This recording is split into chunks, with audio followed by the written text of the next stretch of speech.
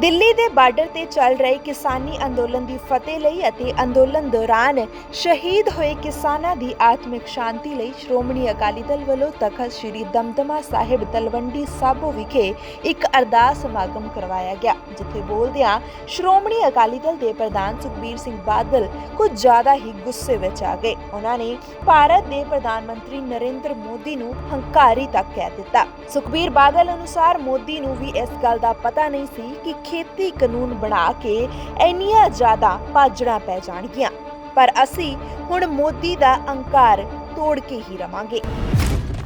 ਆ ਜਿੰਨੀਆਂ ਵੀ ਕੱਸੀਆਂ ਇੱਥੇ ਬਣੀਆਂ ਜਿੱਥੇ ਆਪਾਂ ਖੇਤੀ ਕਰਦੇ, ਖੇਤੀ ਵਾਸਤੇ ਚਾਹੀਦਾ ਕੀ ਆ? ਕਿਸਾਨੀ ਵਾਸਤੇ ਸਭ ਤੋਂ ਜ਼ਰੂਰੀ ਚੀਜ਼ ਹੈ ਪਾਣੀ। ਕਿਸਾਨੀ ਵਾਸਤੇ ਸਭ ਤੋਂ ਜ਼ਰੂਰੀ ਚੀਜ਼ ਹੈ ਪਾਣੀ।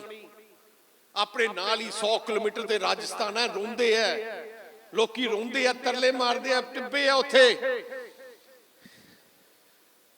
ਪਿਛਲੇ 35 ਸਾਲ ਬਾਦਲ ਸਾਹਿਬ 5 ਵਾਰ ਮੁੱਖ ਮੰਤਰੀ ਰਹੇ, ਤੁਹਾਡੇ ਕੱਸੀਆਂ ਕੱਢ ਕੇ ਦਿੱਤੀਆਂ, ਘਰ ਘਰ ਤੱਕ ਕੱਸੀਆਂ ਪਹੁੰਚਾਈਆਂ। ਪਾਣੀ, ਪਾਣੀ ਦੇ ਬਾਅਦ ਹੋਰ ਕੀ ਚੀਜ਼ ਹੈ? ਬਿਜਲੀ। ਬਿਜਲੀ ਤੁਸੀਂ ਯਾਦ ਕਰੋ, ਗਰਮੀਆਂ ਜਨਰੇਟਰ ਲਾਉਂਦੇ ਸੀ, ਕੀ ਹੁੰਦਾ ਸੀ? ਬਿਜਲੀ ਆਮੋ ਆਮ ਕੀਤੀ ਸਦਾ ਪ੍ਰਕਾਸ਼ ਸਿੰਘ ਤੁਹਾਡੇ ਬਜ਼ੁਰਗ ਸਾਹਿਬ ਬਾਦਲ ਸਾਹਿਬ ਨੇ। ਤੁਹਾਨੂੰ ਪਾਣੀ ਕੱਸੀਆਂ 'ਚ ਪਹੁੰਚ ਗਿਆ, ਤੁਹਾਡੇ ਖੇਤਾਂ 'ਚ ਪਹੁੰਚਾਉਣ ਵਾਸਤੇ ਤੁਹਾਨੂੰ ਪੱਕੇ ਖਾਲਿਆਂ ਦੀ ਲੋੜ ਹੈ। 90-95% ਖਾਲੇ ਸਾਹਿਬ ਪ੍ਰਕਾਸ਼ ਸਿੰਘ ਜੀ ਬਾਦਲ ਦੀ ਸਰਕਾਰਾਂ ਦੇ ਦੌਰਾਨ ਬਣਾਏ ਗਏ ਹੈ। ਫਿਰ ਵੀ ਮੈਂ ਜਦੋਂ ਪਿੰਡਾਂ ਜਾਂਦਾ ਸੀ, ਪਿਛਲੀ ਵਾਰ ਮੈਂ ਗਿਆ, ਖਾਸ ਕਰਕੇ ਤਲਵੰਡੀ ਸਾਬੋ ਦੇ ਹਲਕੇ 'ਚ, ਤੁਸੀਂ ਯਾਦ ਹੋ, ਕਹਿੰਦੇ ਹਲੇ ਵੀ ਸਾਡਾ ਪਾਣੀ ਨਹੀਂ ਪੂਰਾ ਆਉਂਦਾ। ਮੈਂ ਕਿਹਾ ਮੋਗਿਆਂ ਦੇ ਟਿਊਬਲ ਲਾ ਲਓ। ਲਾਏ ਕਿ ਨਹੀਂ ਇੱਥੇ ਮੋਗਿਆਂ ਦੇ ਟਿਊਬਲ? ਅਸੀਂ ਕਿਉਂਕਿ ਸਾਡਾ ਤੁਹਾਡੇ ਨਾਲ ਲਗਾ ਹੈ। ਸ਼੍ਰੋਮਣੀ ਅਕਾਲੀ ਦਲ ਪੰਜਾਬ ਦੀ ਜਿੰਦ ਜਾਨ ਹੈ। ਆ ਜਿੰਨੇ ਵੀ ਮੈਂ ਤੁਹਾਨੂੰ ਅੱਜ ਦੱਸਦਾ, ਤੁਸੀਂ ਪੰਜਾਬ ਦੀ ਚਾਰੋਂ ਤਰਫ ਨਿਗਾਹ ਮਾਰ ਲਓ, ਜਿੰਨੇ ਵੀ ਥਰਮਲ ਪਲਾਂਟ ਪੰਜਾਬ 'ਚ ਬਣੇ ਆ ਸਾਰੇ ਬਾਦਲ ਸਾਹਿਬ ਨੇ ਬਣਾਏ ਆ। ਭਾਖੜਾ ਡੈਮ ਤੋਂ ਬਗੈਰ ਸਾਰੇ ਡੈਮ, ਥੀਨ ਡੈਮ ਤੋਂ ਲੈ ਕੇ ਪੌਂਗ ਡੈਮ ਤੋਂ ਲੈ ਕੇ ਸਾਰੇ ਹੀ ਸਰਦਾਰ ਪ੍ਰਕਾਸ਼ ਸਿੰਘ ਬਾਦਲ ਨੇ ਬਣਾਏ ਆ। ਆ ਜਿੰਨੀਆਂ ਵੀ ਸੜਕਾਂ ਅੱਜ ਦੂਜੀ ਸਾਰੀਆਂ ਬਾਦਲ ਸਾਹਿਬ ਨੇ ਬਣਾਈਆਂ।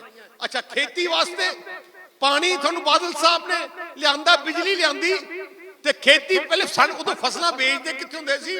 ਤੁਹਾਨੂੰ ਸ਼ਹਿਰਾਂ ਜਾਣਾ ਪੈਂਦਾ, ਪਿੰਡਾਂ 'ਚ ਮੰਡੀਆਂ ਖੋਲੀਆਂ, ਫੋਕਲ ਪੁਆਇੰਟ ਬਣਾਏ, ਉਹ ਵੀ ਬਾਦਲ ਸਾਹਿਬ ਦਾ ਫੈਸਲਾ ਸੀ। ਪਿੰਡਾਂ ਨੂੰ ਇੱਕ ਪਿੰਡ ਨਾਲ ਜੋੜਨਾ, ਰੂਰਲ ਲਿੰਕਾਂ ਨੂੰ ਜੋੜਨ ਵਾਸਤੇ ਕਿ ਤੁਸੀਂ ਫਸਲ ਪਿੰਡ 'ਚੋਂ ਖਰੀਦ ਕੇ ਲੈ ਕੇ ਜਾਓ, ਬਾਦਲ ਸਾਹਿਬ ਨੇ ਸ਼ੁਰੂ ਕੀਤਾ। ਅਸੀਂ ਕੋਈ ਲਾਰੇ ਨਹੀਂ ਲਾਏ, ਕੋਈ ਡਰਾਮੇ ਨਹੀਂ ਕੀਤੇ, ਕੋਈ ਝੂਠ ਨਹੀਂ ਮਾਰਿਆ, ਕੋਈ ਕੁਛ ਨਹੀਂ ਕਿਹਾ। ਜੋ ਵਾਅਦਾ ਕੀਤਾ ਅਸੀਂ ਪੂਰਾ ਕੀਤਾ। ਅਸੀਂ ਕੋਈ ਆਸਾਨ ਨਹੀਂ ਕੀਤਾ, ਫਰਜ਼ ਸਾਡਾ ਫਰਜ਼ ਹੈ। ਸੰਘਰਸ਼ ਕੀਤਾ, ਬਾਦਲ ਸਾਹਿਬ ਨੇ ਕੀਤਾ, ਤੁਸੀਂ ਕੀਤਾ, ਤੁਹਾਡੇ ਬਜ਼ੁਰਗਾਂ ਨੇ ਸੰਘਰਸ਼ ਕੀਤਾ। ਜੇ ਸਾਨੂੰ ਕੱਲੀ ਕੁਰਸੀ ਦੀ ਲਾਲਚ ਹੁੰਦੀ ਤੇ ਬਾਦਲ ਸਾਹਿਬ ਤੇ ਤੁਹਾਡੇ ਸ਼੍ਰੋਮਣੀ ਅਕਾਲੀ ਦਲ ਦੀ ਲੀਡਰਸ਼ਿਪ ਤੇ ਤੁਹਾਡੇ ਬਜ਼ੁਰਗਾਂ ਨੇ 16 ਸਾਲ ਜੇਲ੍ਹਾਂ ਨਹੀਂ ਕੱਟਣੀਆਂ ਸੀ। ਜੇ ਕੱਲੀ ਰਾਜ ਕਰਨ ਦੀ ਕੱਲੀ ਗੱਲ ਹੁੰਦੀ, ਰਾਜ ਤਾਂ ਅਸੀਂ ਰਾਜ ਦਾ ਕਿਤੇ ਪ੍ਰਵਾਨ ਸੋਚਿਆ ਹੀ ਨਹੀਂ। ਅਕਾਲੀ ਤੇ ਸ਼੍ਰੋਮਣੀ ਅਕਾਲੀ ਦਲ ਰਾਜ ਬਾਰੇ ਸੋਚਿਆ ਨਹੀਂ ਹੈ। ਅਸੀਂ ਸੋਚਦੇ ਸੀ ਹੱਕਾਂ ਲਈ, ਗਰੀਬ ਦੇ ਹੱਕਾਂ ਲਈ, ਕਿਸਾਨ ਲਈ, ਮਜ਼ਦੂਰ ਲਈ।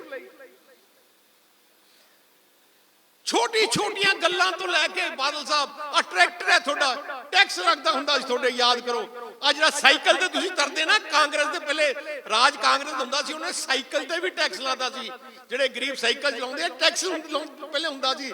ਜੇ ਸਾਈਕਲ ਤੇ ਟੈਕਸ ਬੰਦ ਕੀਤਾ, ਤੁਹਾਡੇ ਟਰੈਕਟਰਾਂ ਦੇ ਟੈਕਸ ਬੰਦ ਕੀਤਾ, ਗੱਡਾ ਗਰਾ ਕੀਤਾ, ਸਰਦਾਰ ਪ੍ਰਕਾਸ਼ ਸਿੰਘ ਜੀ ਬਾਦਲ ਨੇ ਕੀਤਾ।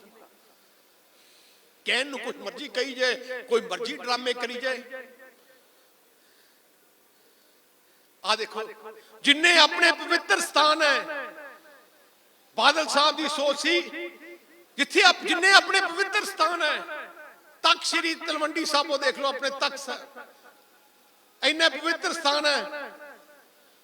ਯਾਦ ਕਰੋ ਜਦੋਂ ਕਾਂਗਰਸ ਦਾ ਰਾਜ ਸੀ, ਤੁਸੀਂ ਗੁਰੂ ਘਰ ਪਹੁੰਚਣ ਵਾਸਤੇ ਤੁਹਾਨੂੰ ਐਡੇ ਐਡੇ ਟੋਏ ਹੁੰਦੇ ਸੀ। ਜਦੋਂ ਮੀਂਹ ਪੈ ਜਾਂਦਾ ਸੀ, ਤੁਸੀਂ ਆ ਸੜਕ ਨਹੀਂ ਟੱਪ ਸਕਦੇ ਸੀ। ਇਹ ਸ਼ਹਿਰ ਵਿੱਚ ਕੁਛ ਨਹੀਂ ਸੀ, ਕੁਛ ਵੀ ਹੈ ਨਹੀਂ ਸੀ, ਸਾਰਾ ਕੁਛ ਬਾਦਲ ਸਾਹਿਬ ਦੀ ਸੋਚ ਨਾਲ ਉਹਨਾਂ ਨੇ ਇੱਕ ਇੱਕ ਕਰਕੇ ਤਿਨਕਾ ਇਕੱਠਾ ਕਰਕੇ ਕਿੰਨਾ ਖੂਬਸੂਰਤ ਬਣਾਇਆ। ਕੱਲੇ ਇੱਥੇ ਨਹੀਂ, ਆਪਣੀ ਕੌਮ ਦੀ ਵਿਰਸਾ, ਵਿਰਾਸਤ ਖਾਲਸਾ ਤੋਂ ਲੈ ਕੇ ਬੰਦਾ ਸਿੰਘ ਬਹਾਦਰ ਸੀ ਯਾਦ ਕਰ, ਤੁਸੀਂ ਦਰਬਾਰ ਸਾਹਿਬ ਜਾ ਕੇ ਦੇਖੋ ਕਿੰਨਾ ਸੋਹਣਾ ਖੂਬਸੂਰਤ ਵਿਰਾਸਤੇ ਉੱਥੇ ਮਾਰਗ ਬਣਾਇਆ। ਕੱਲੇ ਬਾਦਲ ਸਾਹਿਬ ਦੀ ਸੋਚ ਸੀ ਸਾਰੇ ਧਰਮਾਂ ਦਾ ਸਤਿਕਾਰ।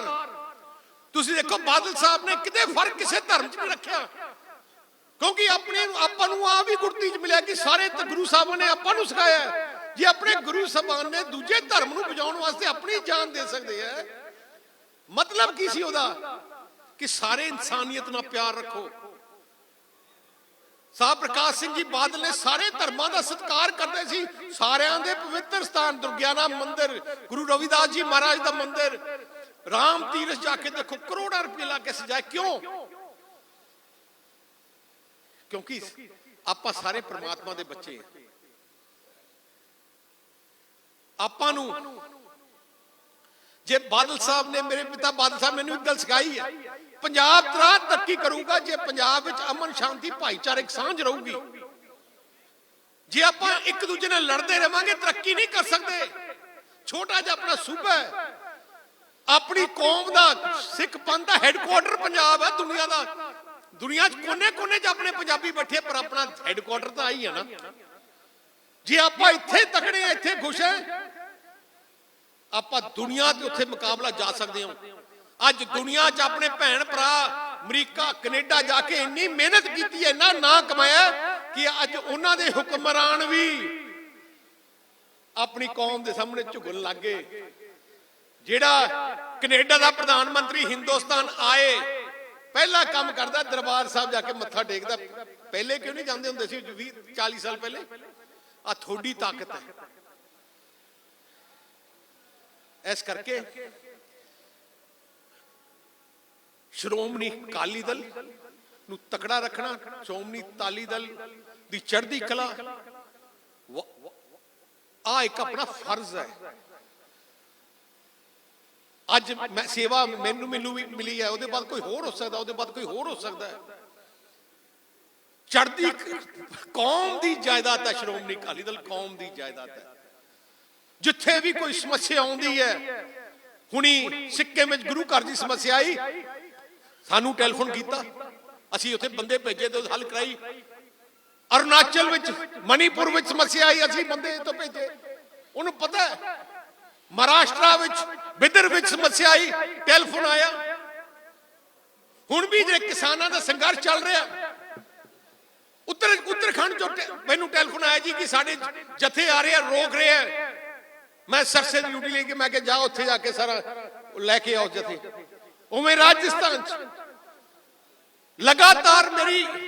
ਲਗਾਤਾਰ ਗੱਲਾਂ ਜਿਹੜੀ ਜਥੇਬੰਦੀਆਂ ਨਾਲ ਹੋ ਰਹੀਆਂ ਲਗਾਤਾਰ ਹੁੰਦੀਆਂ। ਜੋ ਵੀ ਚੀਜ਼ ਦੀ ਲੋੜ ਹੈ, ਮੈਂ ਸਾਰੇ ਵਰਕਰਾਂ ਨੂੰ ਬੇਨਤੀ ਕੀਤੀ ਹੈ ਕਿ ਤੁਸੀਂ ਉੱਥੇ ਜਾਓ। ਸੰਘਰਸ਼ ਕਾਮਯਾਬ ਹੋਣਾ ਚਾਹੀਦਾ। ਆਪਣੀ ਸਾਰਿਆਂ ਦਾ ਇੱਜ਼ਤ ਦਾ ਸਵਾਲ ਹੈ, ਸੰਘਰਸ਼ ਕਾਮਯਾਬ ਹੋਣਾ। ਆਪਣੀ ਲੜਾਈ, ਸਾਰਿਆਂ ਦੀ ਆਪਣੀ ਲੜਾਈ ਹੈ। ਸੋ ਸਾਨੂੰ ਕੋਈ ਫਰਜ਼ ਨਹੀਂ ਕਿਹਨੂੰ ਕੌਣ ਚੌਧਰ ਮਿਲੀ ਜਾਂਦੀ, ਚੌਧਰ ਦੀ ਲੜਾਈ ਨਹੀਂ ਹੈ। ਮੈਂ ਕਹਿੰਦਾ ਸਾਰੀ ਚੌਧਰ ਕਿਸੇ ਮਰਜ਼ੀ ਨੂੰ ਦੇ ਦਿਓ, ਰਿਜ਼ਲਟ ਆਪਾਂ ਨੂੰ ਚਾਹੀਦਾ, ਕੌਮ ਨੂੰ ਚਾਹੀਦਾ, ਕਿਸਾਨੀ ਨੂੰ ਚਾਹੀਦਾ। ਆਪਾਂ ਸਾਰੇ ਵਰਕਰ ਅੱਜ ਵੀ ਆਏ ਆ। ਤੁਸੀਂ ਜਿਹੜੇ ਆਪਣੇ ਵਰਕਰ ਉੱਥੇ ਬੈਠੇ ਹੈ ਜਾਂ ਉੱਥੇ ਲੋਕ ਬੈਠੇ ਹੈ, ਜੇ ਉਹਨਾਂ ਦੇ ਪਿੰਡ 'ਚ ਕੋਈ ਕਿਸਮ ਦੀ ਸਮੱਸਿਆ ਹੈ, ਆਪਣੇ ਵਰਕਰ ਉਹਨਾਂ ਦੀ ਮਦਦ ਕਰਨ। ਜਿਹੜੇ ਪਰਿਵਾਰ ਸ਼ਹਾਦਤ ਦੇ ਚੁੱਕੇ ਹੈ, ਉਹਨਾਂ ਦੀ ਪਰਿਵਾਰ ਦੀ ਜ਼ਿੰਮੇਵਾਰੀ ਆਪਣੇ ਵਰਕਰਾਂ ਦੀ ਹੋਣੀ ਚਾਹੀਦੀ ਹੈ। ਉਹਨਾਂ ਨੂੰ ਕਿਸੇ ਚੀਜ਼ ਦੀ ਤਕਲੀਫ ਨਾ ਆਏ, ਆ ਫਰਜ਼ ਆਪਾਂ ਨਿਭਾਈਏ। ਆਪਾਂ ਸਾਰਿਆਂ ਨੂੰ ਉਹਨੂੰ ਅਡਾਪਟ ਕਰੀਏ, ਉਹ ਪਰਿਵਾਰਾਂ ਨੂੰ ਅਡਾਪਟ ਕਰੀਏ, ਉਹ ਆਪਣੇ ਯੂਨਿਟ ਅਡਾਪਟ ਕਰੇ ਤੇ ਉਹਨਾਂ ਨਾਲ ਸੰਬੰਧ ਲਗਾਤਾਰ ਪਰਿਵਾਰ ਵਾਂਗੂ ਬਣਾਓ, ਜਿਨ੍ਹਾਂ ਨੇ ਆਪਣੀ ਸ਼ਹਾਦਤਾਂ ਦੇ ਦਿੱਤੀਆਂ। ਸ਼ਹਾਦਤ ਦੇਣੀ ਕੋਈ ਸੌਖੀ ਨਹੀਂ ਹੈ, ਕਹਿਣਾ ਸੌਖਾ ਹੈ। ਮੈਂ ਸਿਰ ਝੁਕਦਾ, ਮੈਨੂੰ ਜਿਹੜੇ ਆਪਣੇ ਵਰਕਰ ਤੇ ਜਿਹੜੇ ਕਿਸਾਨ ਵੀਰ ਉੱਥੇ ਬੈਠੇ ਆ, ਇੰਨੀ ਠੰਡ ਵਿੱਚ ਮੈਂ ਮਾਈਆਂ ਬੈਠੀਆਂ, ਬਜ਼ੁਰਗ ਬੈਠੇ ਆ, ਠੰਡ ਇੰਨੀ ਹੈ। ਪਰ ਹੈਰਾਨ ਹੈ ਕਿ ਦੇਸ਼ ਦੇ ਹੁਕਮਰਾਨ ਮੋਦੀ ਨੂੰ ਕੋਈ ਫਿਕਰ ਤੇ ਪਰਵਾਹ ਨਹੀਂ। ਜਿਹਨੇ ਬੰਦੇ ਨੂੰ ਹੰਕਾਰ ਜ਼ਿਆਦਾ ਆ ਜਾਂਦਾ ਹੈ, ਹੰਕਾਰ ਨੂੰ, ਹੰਕਾਰੀ ਦਾ ਹੰਕਾਰ ਤੋੜਨ ਵਾਸਤੇ ਪਰਮਾਤਮਾ ਆਪਣੇ ਆਪ ਇਲਾਜ ਕਰਦੇ ਆ। ਜਿਹੜਾ ਸੋਚਦਾ ਹੈ ਕਿ ਮੇਰੇ ਸਾਹਮਣੇ ਕੋਈ ਨਹੀਂ ਹੈ, ਉਦੋਂ ਹੀ ਪਤਾ ਲੱਗਦਾ ਜਦੋਂ ਧਰਤੀ ਥੱਲੋਂ ਹਿੱਲਣ ਲੱਗ ਜਾਂਦੀ ਹੈ। ਜਿਹਦੇ ਵਿੱਚ ਮੈਂ ਆ ਜਾਏ, ਜਿਹੜੇ ਇਨਸਾਨ ਵਿੱਚ ਮੈਂ ਆ ਜਾਏ, ਉਹ ਇਨਸਾਨ ਫਿਰ ਖਤਮ ਹੋ ਜਾਂਦਾ। ਉਹਦਾ ਮਤਲਬ ਉਸ ਜਿਹਨੂੰ ਮੈਂ ਆ ਗਈ, ਇਹਦਾ ਮਤਲਬ ਹੁਣ ਉਹਦਾ ਕੰਮ ਥੱਲੇ ਜਾਣਾ ਹੀ ਜਾਣਾ। ਸਿੱਖ ਪੰਥ ਜਿੱਥੇ ਵੀ ਲੜਾਈ ਲੜਦਾ ਫਿਰ ਫਤਿਹ ਹੁੰਦੀ ਹੈ ਆਪਣੀ ਆਪ ਨੂੰ, ਵਿਰਸੇ ਚ ਮਿਲੇ। ਉਹਨੂੰ ਪਤਾ ਨਹੀਂ ਸੀ ਕਿ ਐਡੀ ਭਾਜੜ ਪਾ ਦਾਂਗੇ। ਤੋ ਇਸ ਕਰਕੇ ਅੱਜ ਆਪਾਂ ਸਾਰੇ ਇੱਥੇ ਇਕੱਠੇ ਹੋਏ ਆ, ਸ਼ਰਧਾਂਜਲੀ ਭੇਂਟ ਕਰਨ ਵਾਸਤੇ ਆਏ ਉਹਨਾਂ ਸੂਰਮਿਆਂ ਨੂੰ, ਉਹਨਾਂ ਪਰਿਵਾਰਾਂ ਵਾਸਤੇ ਜਿਨ੍ਹਾਂ ਨੇ ਆਪਣੇ ਆਪਣੇ ਸਾਰਾ ਕੁਝ ਕੁਰਬਾਨ ਕਰ ਦਿੱਤਾ। ਅਰਦਾਸ ਬੇਨਤੀ ਵੀ ਪ੍ਰਮਾਤਮਾ ਦੇ ਚਰਨਾਂ 'ਚ ਕਰਨਾ ਹੈ ਕਿ ਇਹ ਸੰਘਰਸ਼ ਨੂੰ ਫਤਿਹ ਹੋਏ, ਜਿੱਤ ਹੋਏ ਤੇ ਆਪਣੇ ਜਿਹੜੇ ਗਏ ਲੋਕ ਹੈ ਉਹ ਕਾਮਯਾਬ ਹੋ ਕੇ ਹੋਣ। ਤੇ ਸਾਰੇ ਵਰਕਰ ਜਿਹੜੇ ਇੱਥੇ ਆਏ ਹੈ, ਸਾਰਿਆਂ ਨੂੰ ਬੇਨਤੀ ਹੈ ਤੁਸੀਂ ਉੱਥੇ ਜਾਓ, ਉਸ ਸੰਘਰਸ਼ ਨੂੰ ਕਾਮਯਾਬ ਕਰੋ। ਕਿਸੇ ਚੀਜ਼ ਦੀ ਕੋਈ ਲੋੜ ਹੋਏ, ਸ਼੍ਰੋਮਣੀ ਅਕਾਲੀ ਦਲ ਅੱਜ ਜ਼ਿੰਮੇਵਾਰੀ ਤੁਹਾਡੀ ਹੈ, ਉੱਥੇ ਕਿਸੇ ਚੀਜ਼ ਦੀ ਲੋੜ ਹੋਏ ਲੋੜ ਪੂਰੀ ਕਰਨੀ।